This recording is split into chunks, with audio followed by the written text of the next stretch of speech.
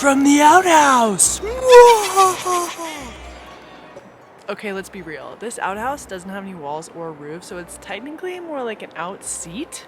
I have a tale from the out seat for you. Last week, I was just minding my own business on the toilet, doing what I have to do, when a fly tried to escape through my butt. Yeah, it was not pleasant. Little to say that the novelty of going to the bathroom outside really wears off, and we are ready for a septic system.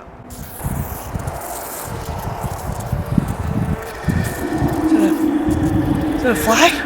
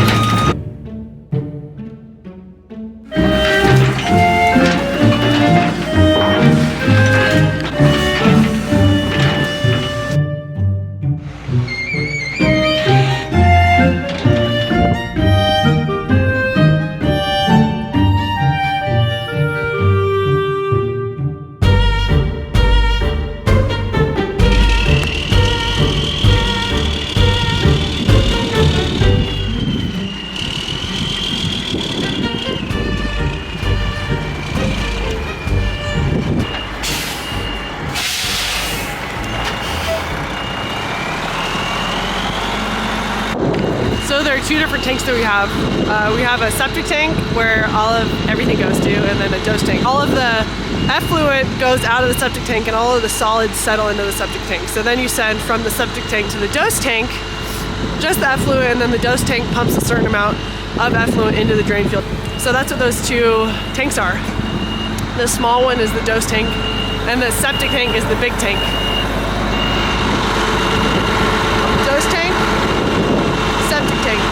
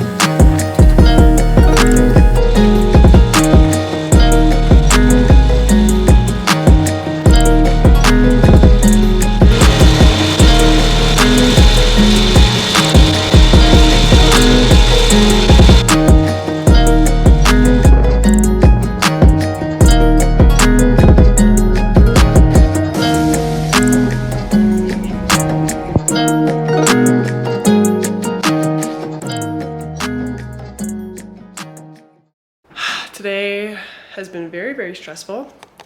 Today was the day of the septic install, and it is super freaky to have somebody come and tear up your land and install stuff in it and backfill it so quickly. One of the things I used to do at my old job was construction inspection, and it took me back to that, but it feels different when it's on your own property because when it's for somebody else, you're not thinking of all the things that they are in terms of being there. Or if it's like what I used to do, I just did it for developers who they don't care about the land either. So if it's your own house, it's super freaky because septic systems are just kind of ugly. Like there's no way around it besides putting them super out of the way. So that's been annoying. And then the whole snafu with the location, and then we had to have the sanitarian out, and it was all on me. And I take responsibility for that, but that's a very stressful feeling. Anyway, so stressful day. Beautiful day though. So beautiful. But yeah, stressful. You know, these projects are high ticket items. Like if you mess up, it's not just a little deal, it's a big deal.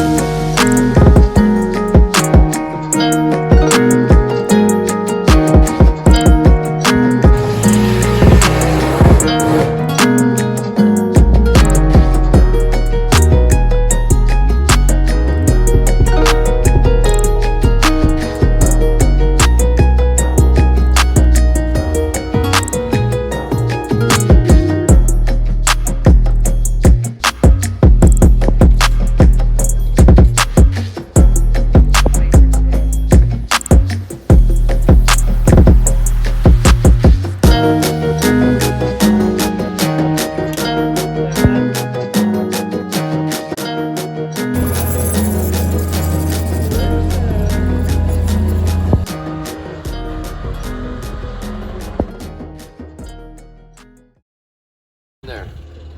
Okay. Okay? Got it. Then you've got an on, an off, and an alarm float. Right. Those three and the pump wire all go into these. And then it's just wired together. You'll be able to see because we line them up when we do that. So your bottom one, your bottom float will come up. Okay. And it'll come to this one. Gotcha. And as soon as that mercury switches over, it'll pump down until that float goes down. So this one is an alarm. Okay. Don't want to get to that height. You don't want to get to that. Right. So as you can see, it's all lined up. You can trace the wire up. Like this is your pump wire. Right. Okay. You see what I'm saying? We kept them in a line so you don't have to try to get down in there. Okay. Yep. So those will all go into here into your box. Okay. And this box will sit wherever you want it. In the side or however. Okay. And this wire will go into there. Sounds good. Yep. Okay. Is your alarm box. Oh, it's not screwed together. I'm sure it would be. Anyways, inside of it is the same thing. Your wires. Let me see, where's your box? On that thing. Is that it? Yeah. Anyways, it comes in. So it'll have, it's just going to be a set of fuses on the side. Yeah. Like that'll be the on, that'll be the off, that'll be the alarm, that'll be the pump. So this, if that alarm goes off, you can just silence it with the button. Yeah. That means you have a little problem in there. But inside of that, it's got a switch that says auto, off, and on. Okay. So when you go to on, it's a manual, so you can flush them if need be. Okay. It's always in auto, because those floats will work when that pump kicks on, takes care of itself. Okay. If this comes on, that means there's a problem in the tank, and you can silence it. Gotcha. So then Okay. you can look and see what's Right. going on. Oh, that thing. Yeah, I know. I was like, huh, wait, I You're right, it's not it plugged works. in. Yeah, It works. right. Except I hit it and it didn't go off. That was awesome. Put all the other stuff in. Okay, so yeah. And then what there is, there's a little rubber grommet. Yeah. You know what I mean? To put in that riser. Yeah. So you can slide that through. Your fitting, so you'll just have a little piece of conduit between that'll buckle that together. There's your wire nut, just cinch it down. Cool. On the outside. Awesome. Makes sense. Okay, I have a document. Same wires, Uh-huh. you know what I mean, to your on float, off float, how you put it together when you put it into here. Okay. Okay, sweet. Filter. What this does is stop any solids from going into your pump. Okay. It's got an arrow on it. Okay. I suggest every couple years, just reach down. You can get a little piece of 3/4 conduit, put a screw through it so you don't have to reach down there. Okay. But to take this out and just rinse it off. Okay. So with the arrow facing, that's water direction. That keeps any solids from getting into your pump.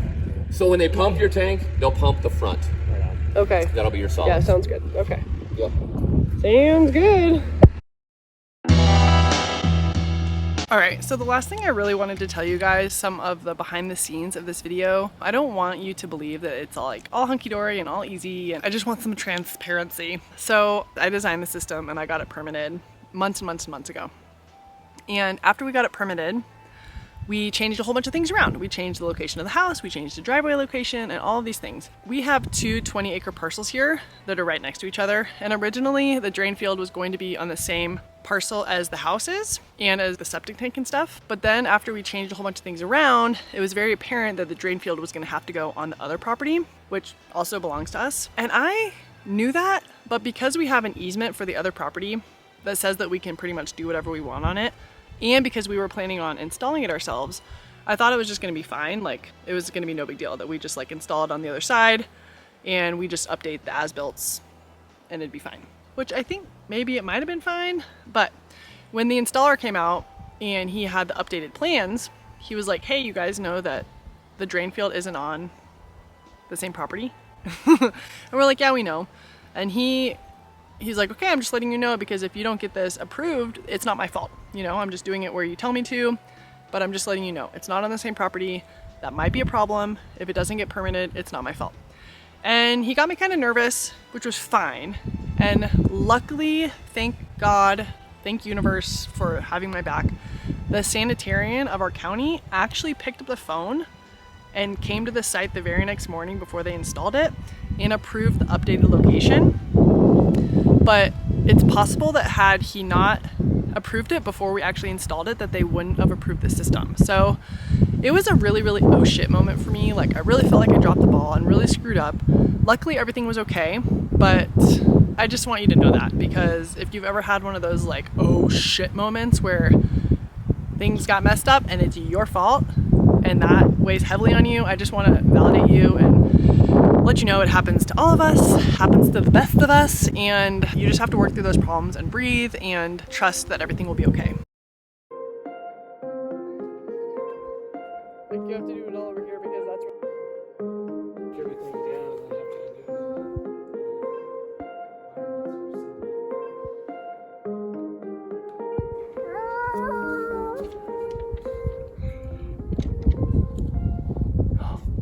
I caught it. What is it? We did.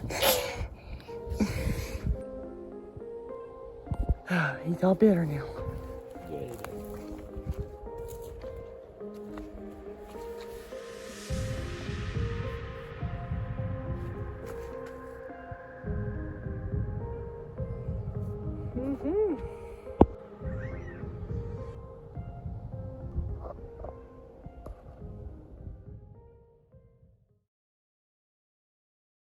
Thank you so much for being here and spending the time with us watching this video. I really hope that you learned something and that you enjoyed this. If you have any questions about septic system permits or designs or installation, or like Justin's doing the electrical work, drop us a comment below and let us know what your questions are. But I do want to leave you with one little bit of advice. If you are getting a septic system installed or permitted or designed, whatever, you should hear this, know this. just in case. The person that is going to be designing your system and installing your system, they do not live on your property, unless you're the one doing it, obviously. If it's somebody else, they're not going to be living in your house, on your property, spending all day there, every day for many years to come. So you really, really need to stand up for what is important to you. Let me give you an example. Septic systems and drain fields are really, really ugly. They take up a lot of space. They're not pretty. They have risers and vents like you saw in the video. And they need to be designed carefully so they don't totally flub up the aesthetics of your place. So they can get designed so the septic tank and the dose tank are kind of off to the side. You can think about like landscaping and what you're going to do with that. You want your drain fields to be somewhere they're not going to be in the way, or in an area that you want to like have a driveway or build something or anything like that. So you really need to stand up for whatever it is that is important to you with whomever is designing and installing your system. So when we were getting our system installed, they did an amazing job. They really cranked it out in 2 days. It would have taken us like more than a week to do, but whenever they started installing the septic and the dose tank, they were kind of being a little loose with like distance from the cabin, and they were actually starting to eat into where our driveway was gonna go. And so we had to kind of put the kibosh on that and be like, hey, can you guys like tighten it up closer to the cabin?